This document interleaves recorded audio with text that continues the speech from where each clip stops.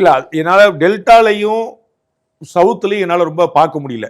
North பெல்ட்லையும் Chennai belt நான் ரொம்ப பார்க்குறேன். அதாவது விசிபிளான பிரசன்ஸ் இருக்குது. தட் வில் ரீச் மோர் தென் 15ங்கிற மாதிரி இருக்கு. நீங்க ஓவராலா வந்து 15% வாங்குவாங்கன்னு வச்சுக்கோங்களேன் டிவிக்கு. அப்ப எல்லா தொழிலும் 15 வாங்க போறல. ஒரு தொழில் 25 வாங்குவாங்க, ஒரு தொழில் 10 வாங்குவாங்க, ரெண்டும் சேர்த்து நம்ம வந்து 15 போடலாம். அப்படிதான் நிற்கும் உங்களுக்கு. ஸோ வந்து அவங்களுடைய ஸ்ட்ராங் பெனட்ரேஷன் சென்னை என்று நார்த் பெல்ட்ல இருக்குன்னு நினைக்கிறேன். சவுத்லையும் டெல்டாலையும் கம்மியா இருக்கு. சவுத் வெஸ்ட் டெல்டா கொஞ்சம் கம்மியா இருக்குன்னு நான் நினைக்கிறேன். இது புரிஞ்சிடும். ஸோ டெல்டா லெவல் எவ்வளவு பெனட்ரேட் பண்றாங்க போது, ஏன்னா நீங்க அம்மா மக்கள் முன்னேற்றம் உள்ள வந்திருக்கு. 21ல அவங்க கிடையாது. ஸோ அவங்களுடைய பெனட்ரேஷன் அங்க உள்ள இருக்குது. அப்போ வந்து அது ஏடிஎம்கேக்கு வந்து நிற்கும் போது, இந்த பக்கம் டிஎம்கேல வந்து ஏடிஎம்கேல ஹெவி வெயிட்ஸ் ஆனவங்க உள்ள போயிருக்காங்க போது, இது ஒரு திருப்பி அங்க ஒரு மும்முனை போட்டியாக தான் நிற்கும். ஒரு கணிக்க முடியாத குழப்பம் தான் நினைக்கிறேன். மதுரை, விருதுநகர், தேனி முக்கியமான இடங்கள் இருக்கக்கூடிய தொகுதி.